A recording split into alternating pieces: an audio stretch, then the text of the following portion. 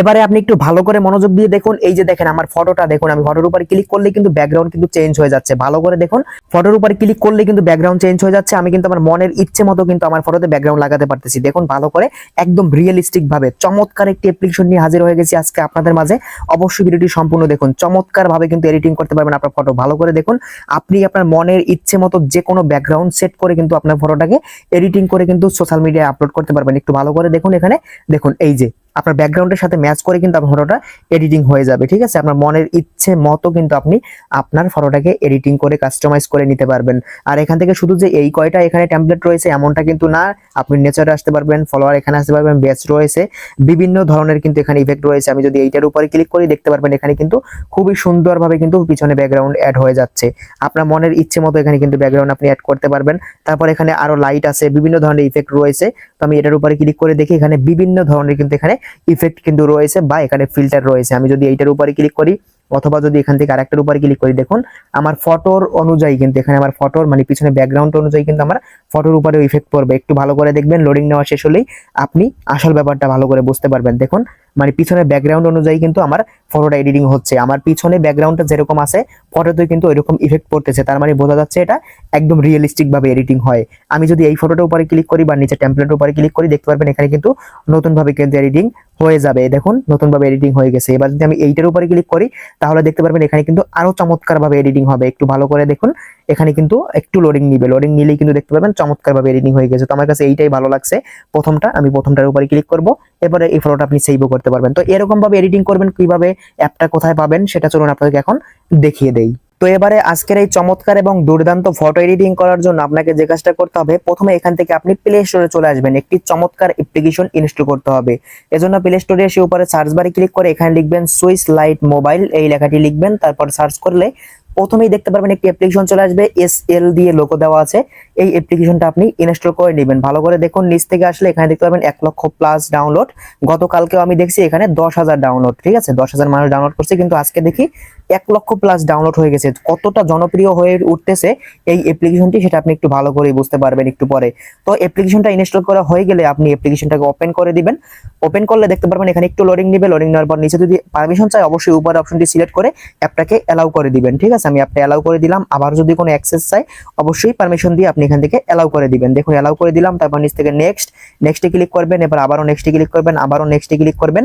এরপর এখান থেকে দেখতে পাচ্ছেন select image to switch light, এখানে সিলেক্ট ক্লিক করবেন। সিলেক্টে ক্লিক করার পরে এখান থেকে আপনার গ্যালারিটা ওপেন হবে। গ্যালারি ওপেন হওয়ার পরে আপনি এখান থেকে আপনার মনের ইচ্ছে মতো একটি এখানে ফটো সিলেক্ট করে নেবেন। আমি উপরে থ্রি ডটে ক্লিক করলাম, এরপর ইমেজে আসবো, এরপর এখান থেকে আমার একটা ফটো এখানে সিলেক্ট করব। ঠিক আছে, তো এখান থেকে দেখুন আমার এই যে একটা ফটো, আমি ফটোটাকে সিলেক্ট করে নিলাম। ফটোটা সিলেক্ট করার পরে এখান থেকে দেখতে পারবেন ফটোটা একটু প্রসেসিং হবে, এখানে একটু লোডিং নিবে। লোডিং নেওয়ার পরে দেখতে পারবেন এখানে চমৎকার ভাবে এডিটিং করার অপশন কিন্তু এখানে চলে আসবে।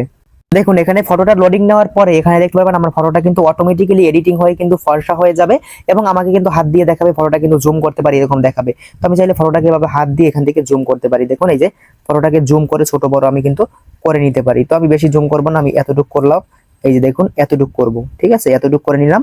এতটুকু করার পর এখন নিচ থেকে আপনি অনেকগুলো ফিচার এখানে পাবেন। দেখুন ভালো করে এইগুলো আপনি ব্যবহার করতে পারেন। দেখেন এই একটা রয়েছে, আমি এটা ক্লিক করে এটা ব্যবহার করতে পারি।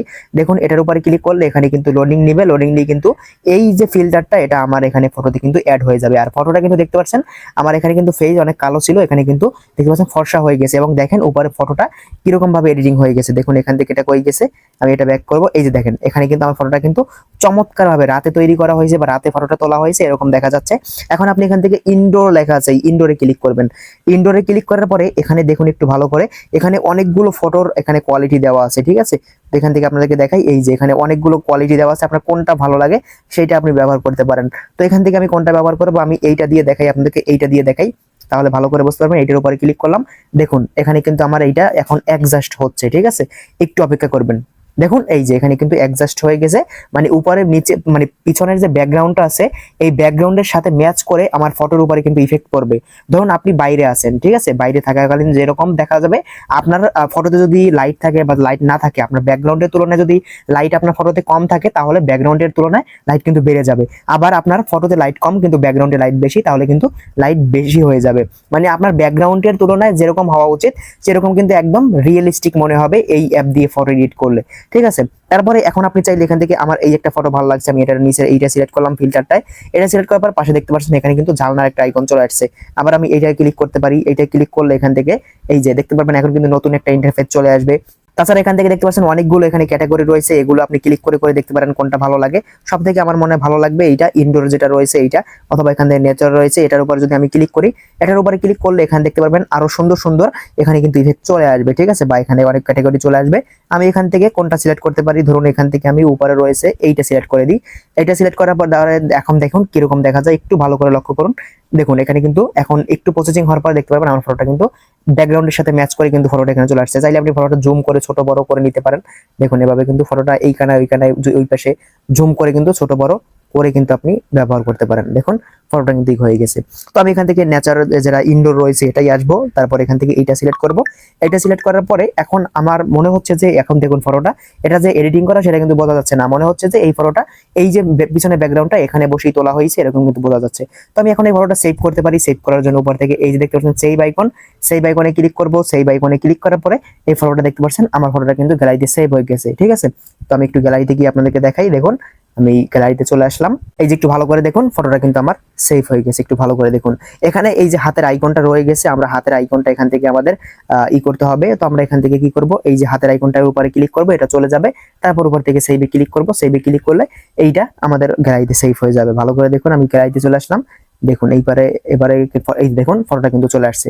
দেখুন একদম কিন্তু রিয়েলিস্টিক মনে হইতেছে যে এটা আমরা এডিটিং করছি, এটা কিন্তু কোনোভাবেই বোঝা যাচ্ছে না। তো এই ছিল আমাদের গুরুত্বপূর্ণ একটি ভিডিও। যদি ভিডিওটি ভালো লেগে থাকে অবশ্যই চ্যানেলটি সাবস্ক্রাইব করবেন, পেজটি ফলো করে সাথে থাকবেন। দেখা হবে পরবর্তী নতুন ভিডিওতে। সবাই ভালো থাকবেন, আল্লাহ হাফেজ।